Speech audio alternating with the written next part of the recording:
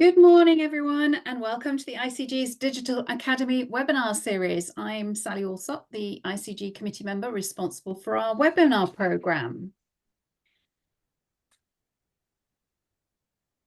So this morning, we're delighted to welcome ICG member Ashley Mauritzen. Ashley has been helping brands decode consumer culture and future-proof their place within it since 2010, working across brand positioning, product innovation, and creative development for some of the world's biggest brands.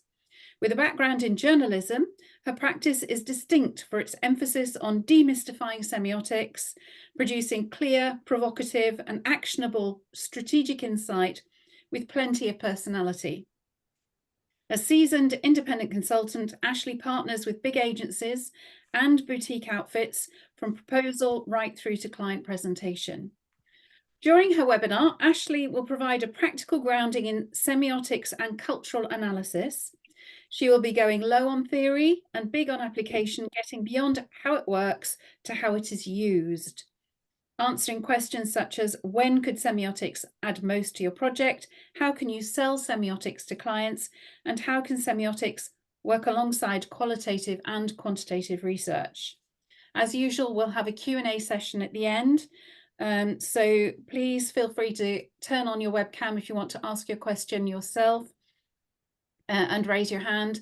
Or if you'd like us to ask the questions for you, then just type your question in the chat box and we'll read it out for you at the end. So this webinar has been generously sponsored by InsightX, specialists in designing custom fieldwork and data collection strategies to meet the unique needs of each client. Whether it's B2B or B2C, quant or qual, CATI, online, mixed mode, locally or internationally, their omni-channel approach fosters authentic participation and ensures the collection of high-quality representative data. So before I hand over to Ashley, here are some more events we have lined up for you in the coming weeks. Please note that there's a lunch and learn starting after this webinar at 1 o'clock. And also the bookings are now open for our summer party on the 10th of July. So don't forget to go ahead and book that before the tickets run out. Okay, so now I'm going to hand over to Ashley. Brilliant. Thank you so much, Sally. And I can't believe I say with plenty of personality in my profile. I mean, way to set yourself up to sound quite boring, but I will do my best, at least to give you a workable definition of semiotics, if not a laugh a minute. Yeah, welcome everybody. I'll keep an eye on the clock because there's a lot to get through. Before we go anywhere, though, I can't see anyone, so maybe make a sound, unmute and make a sound. Who here has worked with semiotics? Yeah. Wow! That's what I thought it might be like. Okay, great. And you know what? That's totally understandable because no one knows what it means, let alone what it's for, why you're going to work with it when that's the case. So hopefully at the end of this, you might be a bit more up for getting on the semiotic train. About me, why I'm here, we've already had a pretty good introduction. This is a very old photo of me, which is a choice, not based on the fact that I used to look lovely, but to show you just how long I've been doing this for. I guess the main thing that, if I were to describe myself in one word, is that I am commercial. I'm not an academically trained semiotician. I learned on the job, working with agencies and working with other independent practitioners.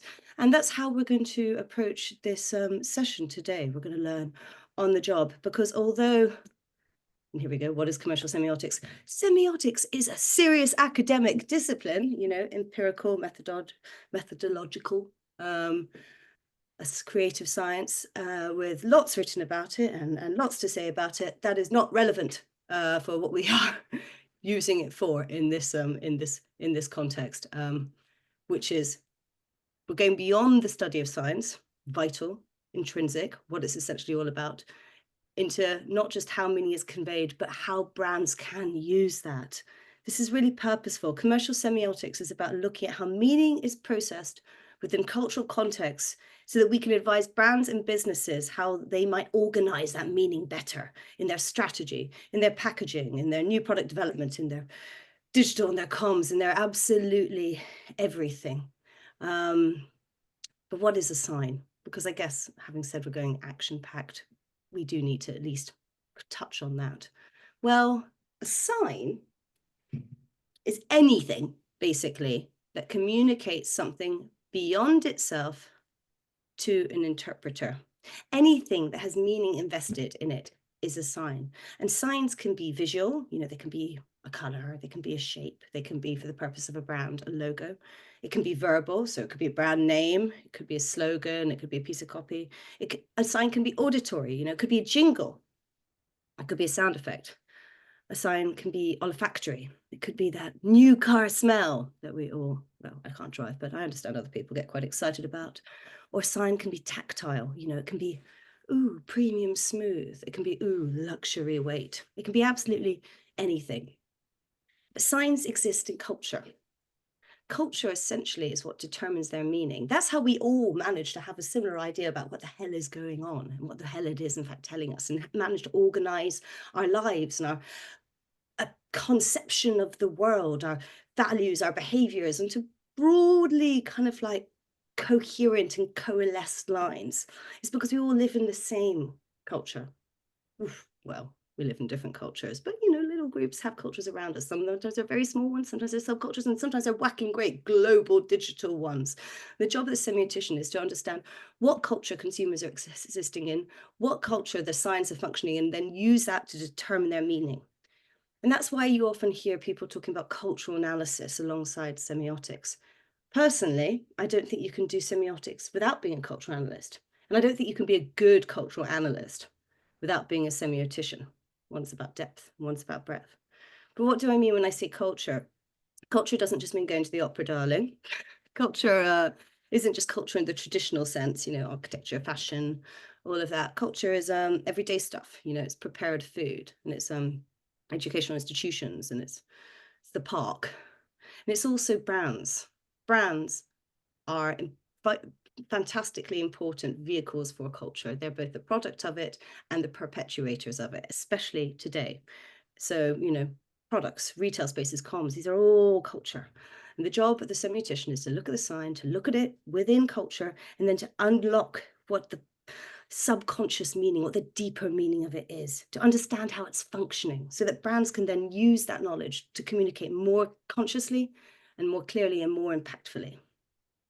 So we're going to, I'm afraid it's me, but I'm going to decode a sign for you to show you in practice what this actually means. Because again, my dad, bless his heart, carried a little definition of semiotics on a tiny piece of paper in his wallet for about 10 years, and it didn't really help clarify it to anyone. The best way to understand it is through doing. That's how I learned. So here we have a sign. It's a plus sign. Probably familiar with it. And I was once asked to decode a plus sign for a project, actually. Very, very, very old project, which is why I'm comfortable sharing it with you. The reason that a brand wanted me to do this was because they were considering a series of new icons to put onto a product, a enhanced product, something that would show people that it was a little bit better than everything else they were rocking. And they could have gone to consumers and run these 5 signs by them, but they're things that consumers might struggle to articulate.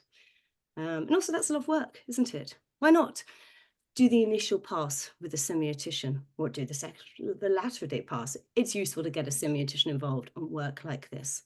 Why? Because we can take that sign, that plus sign. We can start looking for texts. Now, what is a text? A sign we understand as a small unit of meaning. A text is a space in which we see lots of signs all hanging out together in a not unfamiliar, not particularly unusual way. And what the semiotician does when they've got a text is they try to understand the interplay between these different signs, how it might potentially be changing individual meaning. So here we've got a lovely big plus sign. It's got England written on it. England's written twice on that. So one thing we can certainly say about this is that it's English. It's very flat.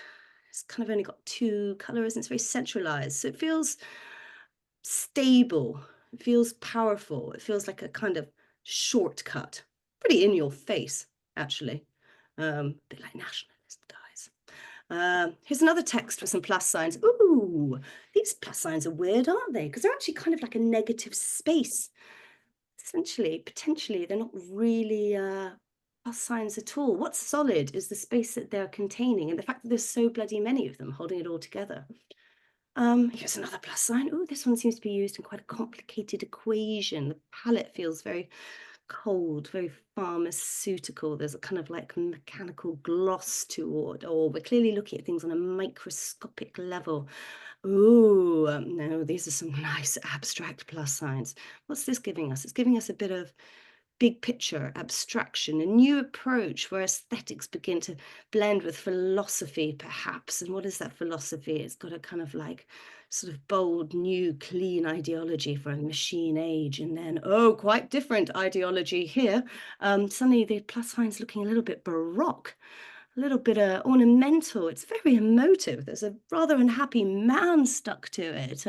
Religion is what I'm getting. And then, oh, finally, a very standard one. It's a chalkboard, isn't it? There's a load of kids around. It seems nostalgic, actually.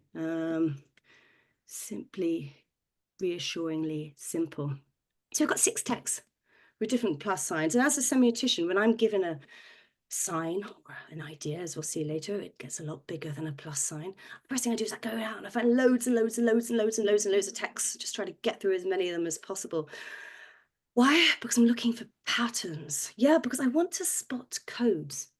So we've got kind of funnel here. We've got the sign, small unit of meeting, the text where lots of signs hang out, and then the codes, which are these overarching, larger, more complex meanings, these patterns that the semiotician, we find them by spotting patterns in language and imagery and narratives and symbolism and product properties, and by grouping them into these overarching kind of like meanings that essentially really sculpt how people navigate the world. That help them understand the world around them without having to go too deep on everything. So for examples, again, examples of how we learn, we've taken that England flag. We found some other things that feel a little bit similar. Now, note, these do not necessarily have to look exactly the same. You know, the job of a semiotician isn't to pattern match in the superficial sense, is to pattern match in the deep sense. Because what unifies the kind of like a code is the deeper idea, the deeper meaning that can only be understood through a really close relationship with cultural context. So here, these all seem to group together into this kind of like notion of traditional values, of something that's a little bit imperialist, something that's a little bit expansive and yet constrictive simultaneously, something that has a real kind of like worldly as well as kind of spiritual force behind it, something that rallies, something that unifies, something that people can get behind. Speak of solidity, we can roll out this sort of plus sign here. I realized that was a loose take on the plus sign, by the way. I wish I'd looked at that image more closely before I put it in. This is about, you know, a plus sign that seems to, this is about plus signs that kind of like bind things together, that form the literal building blocks, the literal physical building blocks that kind of like, you know, underlie kind of like structure and civilization. We've got this basic addition thing that we can roll out into a very, this is everywhere around us, this kind of like joyful, childish, kind of like, wouldn't it be nice if everything just made sense, kind of like language, which is colorful and hand-drawn and never goes above, never has a number larger than 10. But on the other end, we've got this advanced rationalism, which is all about kind of like creating space for complex ideas, about structures that inform science rather than the physical world. We've got emotional idealism. We don't need to go into all of these because I'm conscious that time is of the essence, but I want to then show you, once we've taken those codes, what we can do with them. Ooh. In this instance, I'm going to give you attention. What semiotics, aside, I mean, from pretty much everything, isn't just, and I will keep saying this again, is that we're not just looking, we're constantly asking. We're always asking why, because why is what unlocks the future. Why is what gives us powerful tensions that allow us to block out white space and incredible trajectories that allow us to anticipate authentically what might be coming next.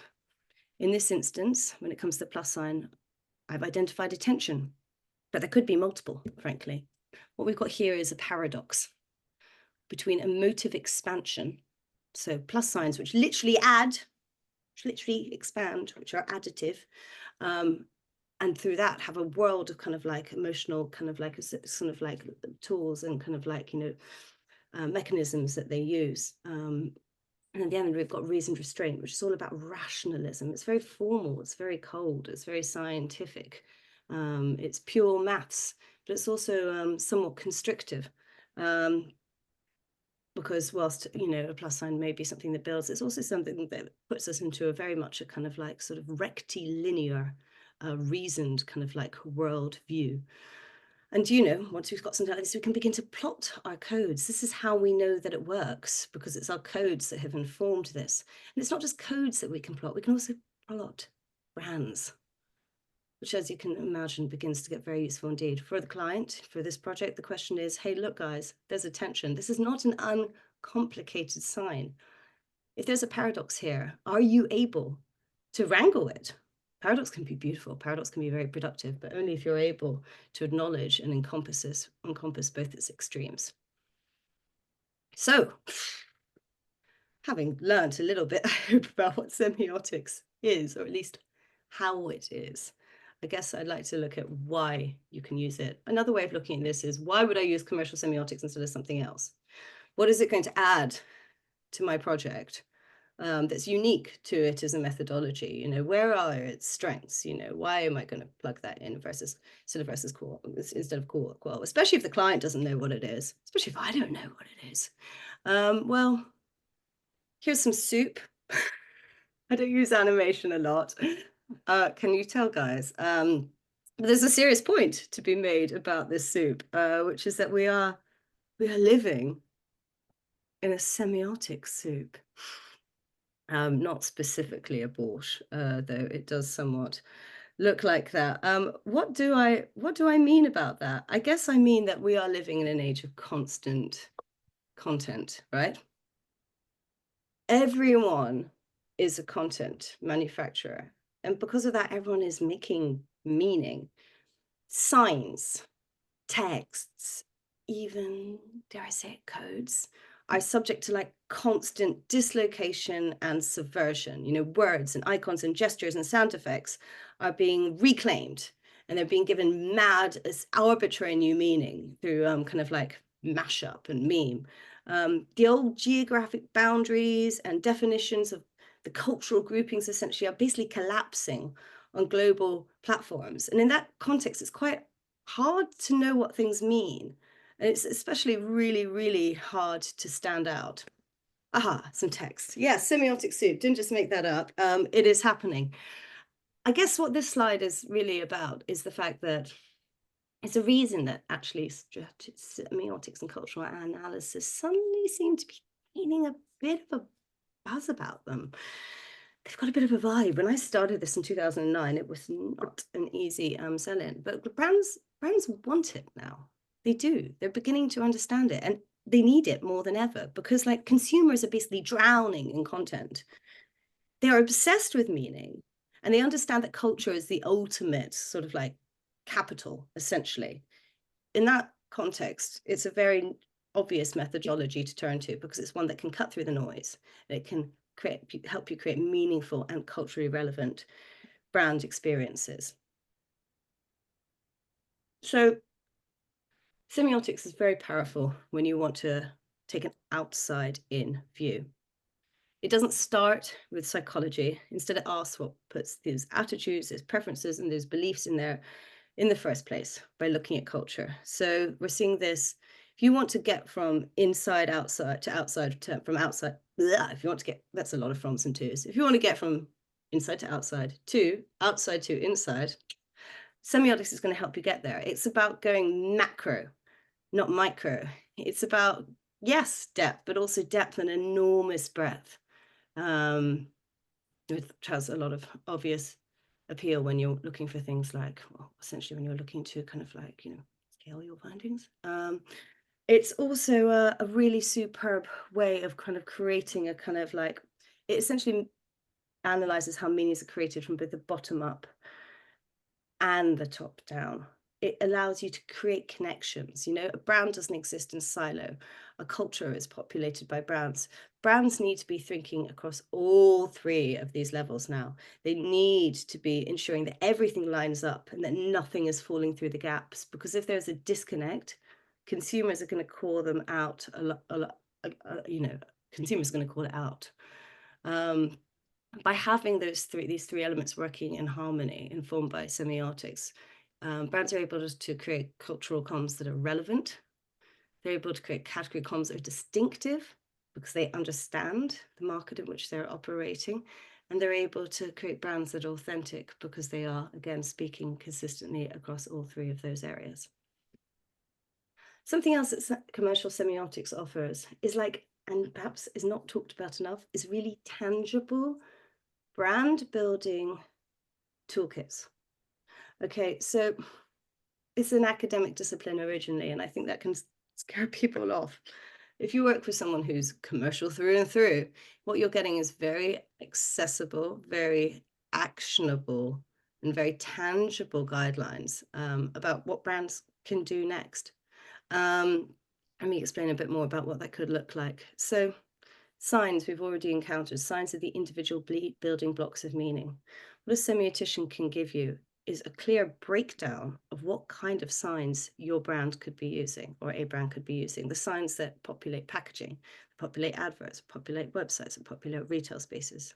They can also give you a very clear understanding of the codes that govern the culture and the category in which you're operating, and the codes that you might flourish best within. What is the code? What is the expression of health? What is the expression of value? What is the expression of sustainability that aligns most with and feels truest and most achievable for the client brand?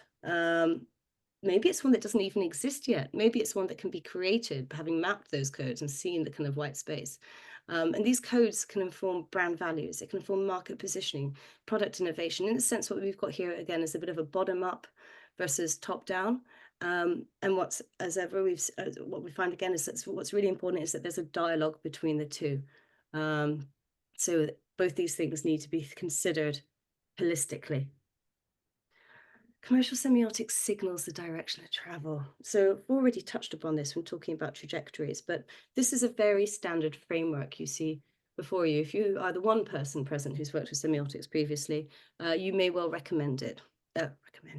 Well, hopefully recommend it, but certainly recognize it. Because semiotics is frequently organized. What we tend to, semiotics, what we often do with our codes is we organize them to residual, dominant, and emergent. In order to give you a sense of the evolution of the culture or category. So what do I mean by residual? Residual is yesterday's news. So residual codes are old hat, conventions that have gone somewhat stale. They will be familiar, intensely familiar, and maybe, let's face it, a little lacking in relevance and interest for the majority of consumers. They are certainly on their way out. Bye-bye. Probably not where we would recommend that any client wants to play. We then have dominant codes. Dominant codes are the semiotic mechanisms that govern today's mass market. So, you know, when people think of nostalgia, this is the code they think of. You know, this is their go-to. It's an incredibly powerful contemporary shorthand, a semiotic shorthand that has a lot of resonance with a lot of folk. But it's not the future. The future is often emergent. So emergent codes are those which are not yet to kind of meet the mainstream, but they are where we anticipate the evolution, where we anticipate the category or the culture moving next. You know, they're not weak signals. They are here, but they are yet to kind of integrate fully into the popular imagination. So often we see these splitting up along generational lines as well. Dominant tends to be where millennials represent and Gen X hang. Emergent is where Gen Z and even Gen Alpha are investing their energy. It's what's defining, it's what's, you know, inciting their passion and defining their beliefs. Now, this is a common framework. It's one I use a lot, but it is not the only one. Something that I often But in addition is what I would call norms. Norms are category and cultural truisms that seem to exist out with the RDE trajectory or framework. Chance that they've been here forever and they will be here forever. They ain't going anywhere. We also might push beyond emergent plus, maybe even future tremors. We'll touch on that later in a case study. But I suppose something that I am often at pains to impress upon people when I am talking about this sort of thing is that this is what sets one of the many things, perhaps the most powerful thing that sets semiotics and cultural analysis aside from trends, because trends plays exclusively in that emergent space.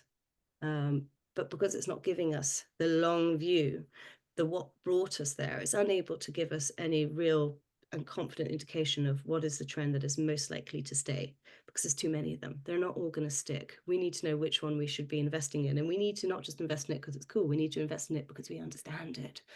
We understand the why of it, and that's what semiotics offers. That's what it does, which is why it's such a sort of like brilliant methodology when it comes to innovation. We do a lot of FEI work. By we, I mean me, by the way. I'm a solo entity, but it can be multiple. Finally, commercial semiotics maps white space. Yeah, this is when semiotics gets quite creative. I've already shown you one, tension. Tension can very easily operate in multiple ways.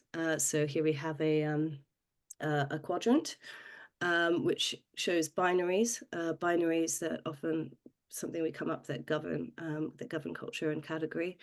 And by using this sort of structure, this sort of framework and plotting codes, and by plotting competition, we are really able to identify the white space in which brands might play. There's an opportunity to basically spot new business opportunities, to understand unmet consumer needs by identifying underserved and challenging quadrants. It's a brilliant toolkit when it comes to, again, innovation, but also new product development. And these kind of opportunity spaces, which is essentially what we're spotting, can then be further developed and fleshed out, even to create the kind of toolkits that I've already demonstrated to you that semiotics provides. So I hope that's given you a bit of a sense of what semiotics is good at.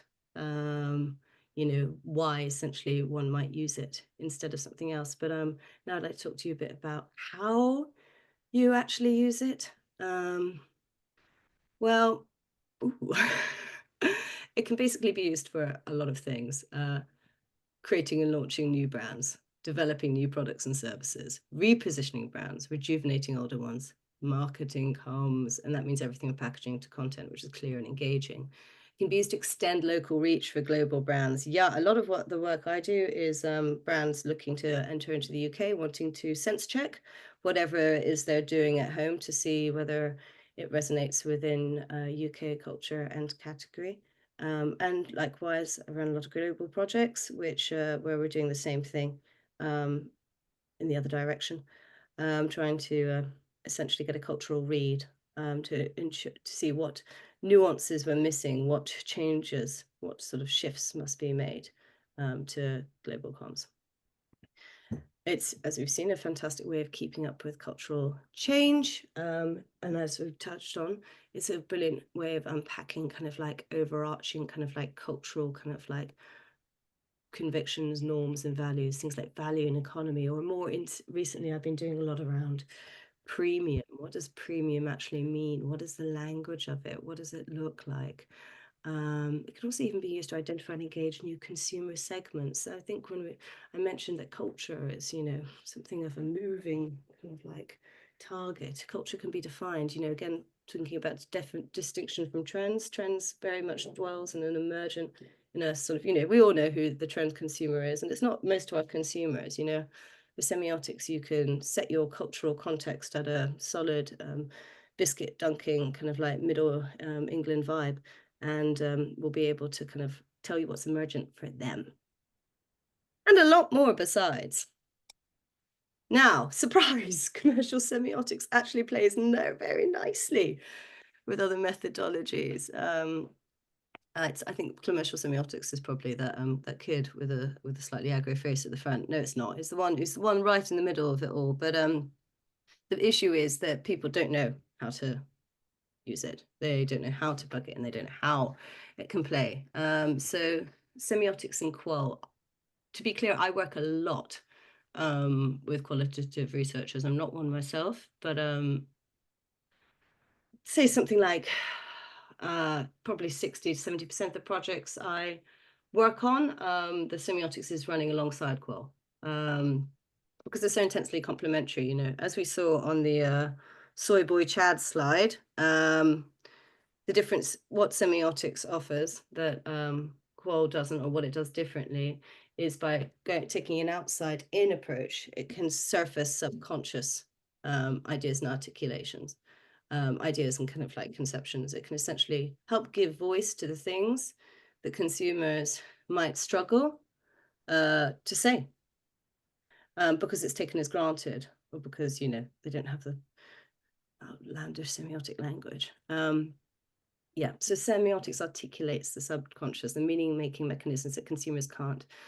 A consumer can often tell you very articulately what it is that they're feeling, which is invaluable, invaluable insight for a wide range of projects. But what they can't necessarily tell you is why they're feeling it. Semiotics can be used to analyze. So just to build on that, because again, this is a huge amount of what I do, is that there will be qual running, there will be groups, and the semiotics will be brought in to give you that kind of like extra insight into the kind of like deeper mechanisms that's driving what it is that you're hearing in group. And then to sort of potentially make sense of some of the apparent kind of like apparent contradictions or absences. Semiotics can be used to analyze consumer content. Yeah, that's something that unfortunately I don't think it gets to do enough. We spend a lot of time looking at culture, we spend a lot of time looking at category, but not quite enough time looking at consumers, which is ironic given that consumers are culture and category. So something that I certainly offer is a kind of like semiotic social listening. We'll touch on that later, but also this can be used just to deal with respondent output. You know, if you're getting a load of mood boards in, if you're getting a lot of journals in, why not get someone who's got kind of, you know, who can do discourse analysis, who can do sort of like, you know, visual pattern spotting to kind of take a pass at them and see what else it is that they can extract, and then and then build on that. Semiotics is fantastic for developing STEM.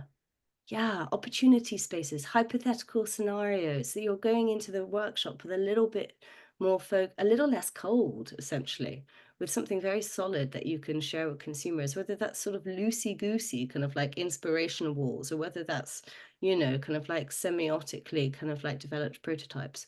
And it's also fantastic for translating workshop output. I attend a lot of R&D workshops.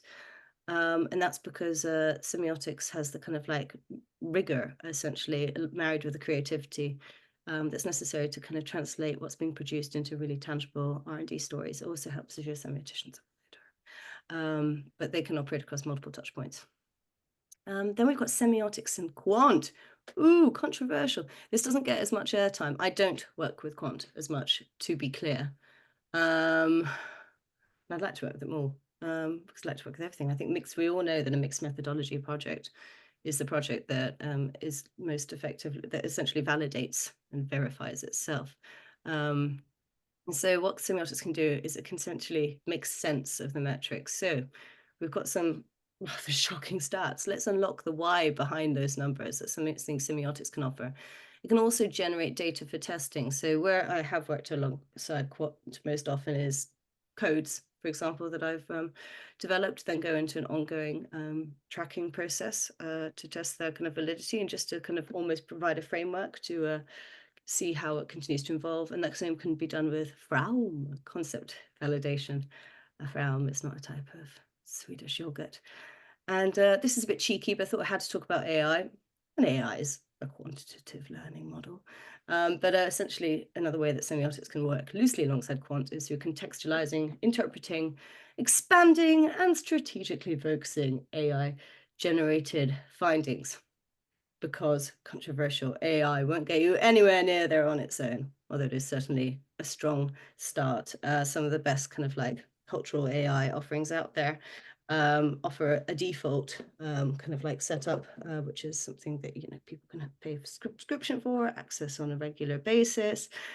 But when it comes to their enhanced offering or kind of their bespoke actual project offering, there's almost always a human involved doing the interpretive work at the end.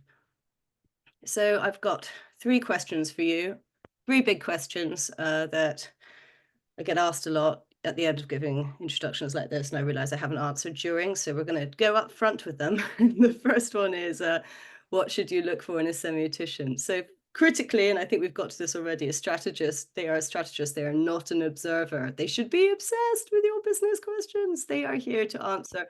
They're not just someone who knows a lot about culture, they're someone who understands commercial objectives and goes in with those front of mind. They should be a practitioner, not an academic, because academics are beautiful diamonds, and I have flirted with being one myself at points, but you don't want to put them in front of a client. No one understands what's going on. And they should ideally be creative and not a scientist, because so much of semiotics is about being able to make wonderful lateral connections and then funnel up what's found into exciting opportunity spaces. How should you brief a semiotician? So be open about your past experiences. I always ask people, have you worked at semiotics? Did you like it? What did you like about it? What did you not like about it? If you've been burnt, some people have, you get into it. Give your semiotician the big picture, because that is really, you know, in this infinite world, it's what's going to inform, it's the lens that they're going to use, your project contents, your business objectives, it's going to inform their scope and their analysis. And let them be bespoke. Yeah, I think the best projects are the ones where you are able to take whatever approach best gets you there most effectively. And if that means embracing a slightly unorthodox framework, if that means coming up with a whole new kind of diagram, that's the way to go about it. And that it means also being able to follow the thread, because you don't know what's going to turn up. And why not embrace the gift of agility, the freedom to respond and chase as and when new and exciting leads emerge. And the third question is, how can you sell semiotics into clients? Get them through culture. Culture is a big, hot word right now. Everyone understands they exist in it, finally. Everyone knows they need to be relevant to it. Semiotics will help make sense of that like nothing else. Spotlight the subconscious. I think clients also understand what Qual can and can't do, and that we're going to be able to unlock what kind of subconscious mechanisms are at scale, and make sure they know it's going to be accessible and it's not going to be actionable. It's not going to be academic. It's going to be language they can understand. It might even be language you could put in front of a consumer. Or you could just contact me. Can't believe I put that in there. But yeah, seriously, just contact me. I'm in the ICG, you're in the ICG, and I spend a lot of time having a speculative, highly speculative, open-ended, maybe we'd like to incorporate this, but we're not sure how we could incorporate this, or kind of conversations. And if I don't think you need to use semiotics, I will let you know. You know, I'll let you know. But if I do think there's a great use case for it, I'll also let you know that. I'll help you with the proposal. Everything really. And then if we get it, the odd off chance we get it, because no one gets anything these days, but you know, if we do, brilliant, I'll work with you on it. That'd be nice. So how long should I be allowing for Q&A? I can't see anyone, so could someone unmute and answer me, please? Yeah, everyone's just left. Yeah, we've got 20 minutes left for Q&A. So if anybody has any questions and would like to ask them directly of Ashley, Well, now is time. Or have you got more things to present? Well, I wouldn't mind running through some case studies, but I wanted to make sure I was allowing time. If I allow 10 minutes, is that okay? And we can. That's absolutely fine. Yep. Yeah. If you've got burning questions, anybody start typing them in the chat, and then you can. That's a great idea. Okay, cool. So yeah, I want to just give you some examples of it in action, because we're all about interaction. So here is an example of a what I call a cultural cliche challenge. This is the taking on the big defining term. It could be a brand value. It could be something that it could be something that you've been told you need to inject into your comms.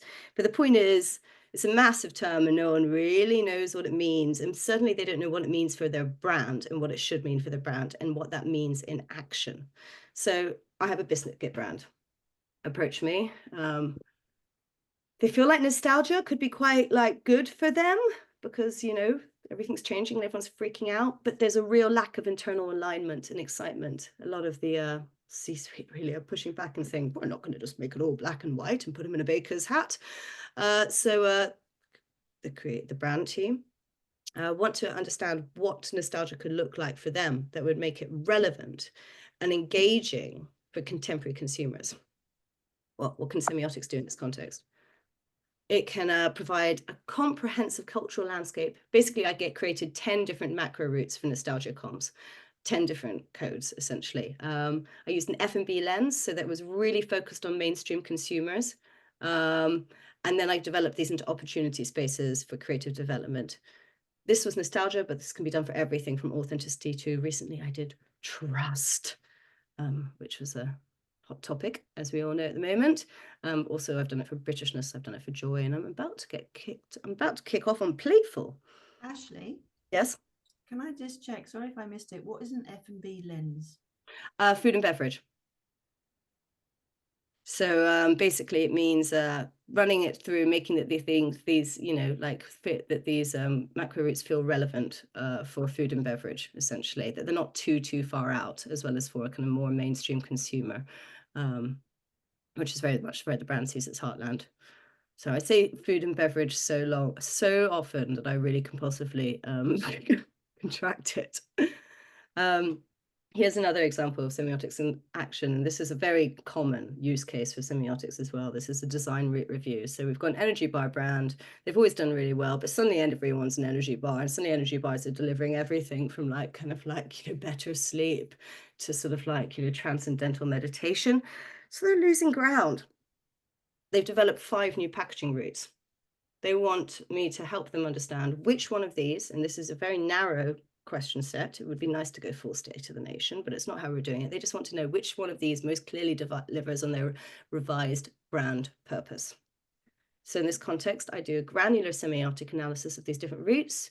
I'm unlocking their cultural connotations. So what do they mean when we put them in cultural context? Are there any tensions within them, you know, within the way the different signs are working on the text? Because that's effectively what these routes are, they're texts. What is the combined effect with them? And how do they align with their brand purpose? I can then make strategic recommendation for bits to keep. Keep the crumbs, guys.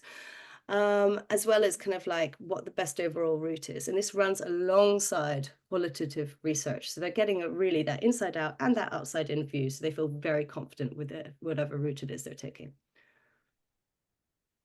Paradoxical positionings. It probably was. Business challenge. So a mineral water brand has done a load of consumer research, and they found out that consumers really like naturalness and they really like purity, but they don't actually know if they are in fact the same thing. They want to do both. They want to do both of them. They want to do it through a refreshed CTA and through a new visual language. But in order to do that, they need to understand, is there an overlap and how can they harness it? Because, you know, spoiler alert, they're not the same thing, in fact, at all. They're very different, especially when we look at contemporary definitions of naturalness. So for the semiotics, I do a category review. We're very keen to keep it in category, as well as a little bit of cultural context, because you can't do one without the other. And I come up with bridging codes, things that basically bring those two apparently conflicting or not necessarily the same idea together. And then I come up with transferable meaning-making mechanisms for each that they can eventually, you know, just leverage. Another instance, we've got future forecasting case study. So a luxury alcohol brand is looking at new packaging options. It wants to focus its R&D spend. So in this instance, this is about taking that RDE, that residual dominant emergent trajectory, and pushing it even further out and bringing in things called emergent plus codes, which are basically kind of like a little bit weaker. They're weak signs on the horizon, but because we have that sense of evolution, that dominant emergent, we can feel confident in them and where they're going to lead us. And then we can also bring in things that feel like they could be a little bit disruptive, things that are not even sort of like weak signals, but shadows of signals that have yet to exist. You know, basically future disruptors, and see how those could kind of like impact that kind of 10-year plus scenario, so that we can essentially begin to do a little bit of scenario planning. And this is an approach that I then replicated across multiple markets. We touched on this, but this is when we're talking about this is social semiotics. So this is essentially, we've got a brand, they have a consumer sample, but they want to go bigger. They want to really get into the emerging drivers and discourses. And it's a sample that's not very keen to talk. Why? Because the conversation is about male intimate grooming. So how can they tap into that? Well, they can go online, where there are a lot of kind of like safe spaces and forums that are being kind of created around it. And it can be very easy to drown in social noise. And I know there are a lot of good AI social listening tools out there now, but what Semiotics can do, working with one of those or independently, is begin to find the narratives, begin to find the stories. I was able to map these social conversations to to reveal the kind of attitudinal shifts in the future direction of travel, giving this access to leading edge and underrepresented consumers. It's hard to pull into rooms. Got a business challenge, which is a department store is reviewing its brand assets. There's a big question to answer before it decides what to dial up and dial down, which is, what is the changing luxury retail landscape? You know, where does it actually want to sit? And for this, I basically gave them an objective review of a key competitor set. This was a small project. They did not have a lot of funds for it. They had 6 competitors that I was going to look at. But using just those 6 and looking at their kind of like core brand assets, I was able to give them, and of course, a lot of latent knowledge around the world of luxury. I was able to give them a kind of a solid map, a solid sense of where they sit relative to everyone. And that enabled them to do a contextualized evaluation of their own brand asset equity and potential innovation routes. I think there's just one more of these. Ooh, old and new. Adjacent category borrowing. Yeah, so a brand wants to elevate its moisturizing equity. So it could just look at the core category, but why look at the core category when there's so many different categories doing really cool stuff with moisture? So this is an example of how we can borrow from other and more dynamic categories that sit around us. Basically, if you can borrow from skin, guys. They've got it going on in order to identify and evaluate transferable signs and codes. And finally, a brand audit. If any brand is planning anything, how can they change the way consumers understand them when they don't know how they are understood in the first place? There's often a real lack of internal alignment around what a brand, what your own visual identity, what your own values, what about any it means. And so what Semiotics can do is basically, we go in, we analyze the brand, we audit it semiotically, we look at its place within this category, look at its place within its culture. And by doing so, we can expose really damaging assumptions and inherited weaknesses. We can give them a real platform for alignment. We can give them everything they need for innovation, because if this is not being done at the outset, where do you really go? Where can you go confidently next? And that's it. So I'll shut that down. Stop share. Nice. Does anyone have any questions? Oh, I've just seen another semiotician in here. He's worked with Semiotics.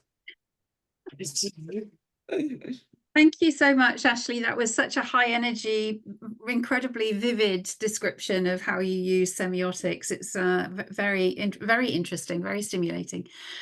So I have a question for you, but that can come afterwards. Has anybody got any burning questions that they would like to ask Ashley right now? We've got about 10 minutes left for questions. It's not a burning question, but I was wondering, as you were talking through about, I saw in the press recently about how a lot of brand logos have kind of, I don't know what you call it, kind of smoothed out.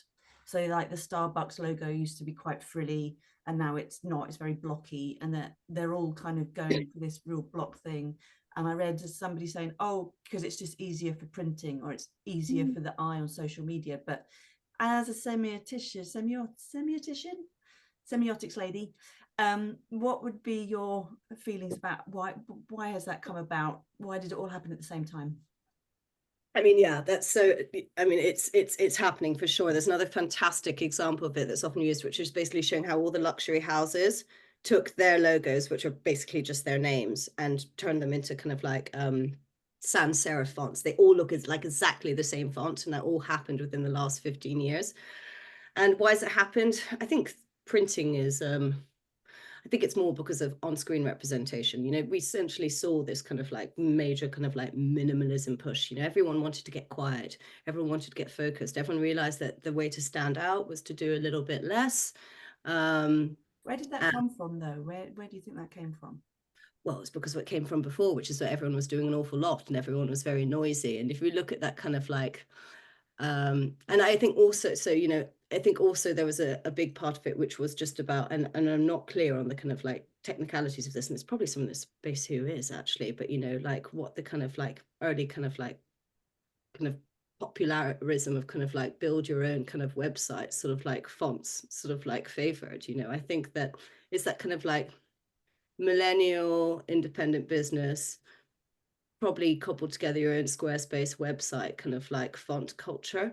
And it, because it seemed to represent this kind of like what was new and what was idealistic. And for all those reasons I've already said around kind of like seamlessness and focus and kind of like humility and kind of like sort of like kind of low ego humanism, like it just sort of caught on. It just sort of caught on. It was something that everyone wanted to get into. But what is really interesting in response to that, though, Alison, is that we're actually already seeing a pushback. So, you know, culture. In what do you mean? Like things are getting more frilly and fluffy and fussy? Yeah, so something, you know, I tend to, with most of my reports, as well as doing kind of your overarching trajectory, I'll do kind of what I call sort of like micro ones, which will be like, and this is what's happening with fonts, and this is what's happening with tone of voice. And, you know, I'm not going to lie, a lot of people, most people now get the return of the serif kind of like font trajectory slide. And, you know, why is that coming back? Well, that's been very much, it's not just serifs, it's also mad bubbles and things that are exploding. But it's this kind of like, if the millennial font culture was all about kind of like low ego, kind of like efficiency and collaboration, you know, like the Gen Z one is all about kind of individualism and emotion. You know, we don't get off on things working well. We get off on them on feeling something about them. And yeah, I think there's a little, if anything, there's suspicion of people who, you know, of brands that just want to blend in, because if you're blending in, you've got something to hide. Yeah, so, that's really interesting. I did I covered semiotics in my degree, but that was like 30 years ago now. It's been really interesting to kind of have a refresh of just, yeah, it really caught my attention when I was at college, and yeah, I've really enjoyed it. Thank you. It is cool. Thanks. Well, great question. Thank you. Any more questions from anyone? No, while you're thinking, so I wonder whether you could go into a little bit more detail about how you do semiotics with social media. What practically, how would you go about that? Lurking. I mean, so invariably, it doesn't need to be a dedicated social listening semiotics project for me to be using social media. That's where I get most brand content from now. You know, it's actually, particularly when you want to look for local content, what you're being given through your Instagram is definitely going to be market specific in a way that top level comms aren't necessarily going to be. As well as when it comes to culture, you want to be looking at user generated content. That's where the vast majority of culture is happening. How do I go about it? I just look at as much as I possibly bloody can. And, you know, this is where someone goes, well, don't you need an AI for that? Don't you need an AI for that? Can't that scrape for you? And you know what? I know people who have a good sort of like, you know, AI partnership, but they often say that, you know, it'll give them a little bit, but the majority of it is still is happening from them going out there and looking for themselves, because you're able to make those intuitive connections that are really rooted in context and in human interpretation that mean that essentially you see something, it sparks something, and it takes you to the next place. I mean, I also generally, to be honest, I try not to be on social media all the time in my private time, because I spend so much time on there for work. But, you know, like keeping abreast of kind of like who are the key people you need to be looking at. What are the kind of like, you know, what are the cores? What are the latest kind of like whatever it is that's boiling up, and just keeping your sort of like finger on that pulse at all times. Yeah, and the type of media, social media looking at will depend on who the target customer is, you know, like I'm not going to spend as much time on TikTok for necessarily for a digest for like a, you know, for like a I don't know, for some brands as others might want to spend a bit more time on Facebook or Reddit. Yeah. Okay, looks like we might have a question from Jenny. As a lot of the analysis is so intuitive and creative, what steps can you take to account for your own lived experience, values, and biases when identifying and interpreting codes and cultural links? Great question there. Yeah, that's a great question, Jenny. So I think the connection making is intuitive, certainly.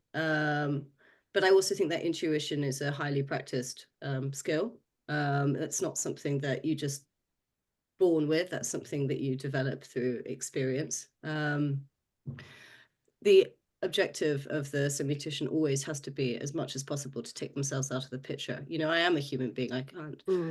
I don't have lived experience, that I don't have bias. As it is, if you want to get personal, it's a pretty weird one because I'm an expat child, so I've always felt like a bit of another.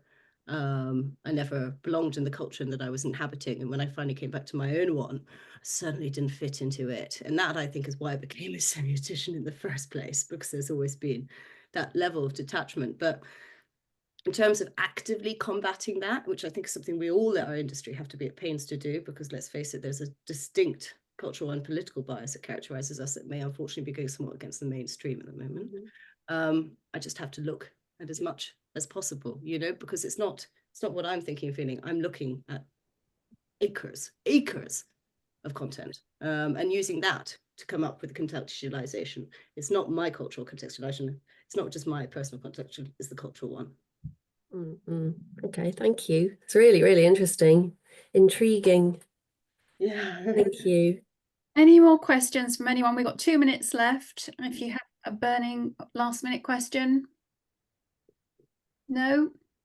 Okay, well, thank you very much, Ashley. That was really fascinating. Oh, Luca. Thank you. Yeah. No, thank you. I just want to say thank you to you, Ashley. That was very interesting.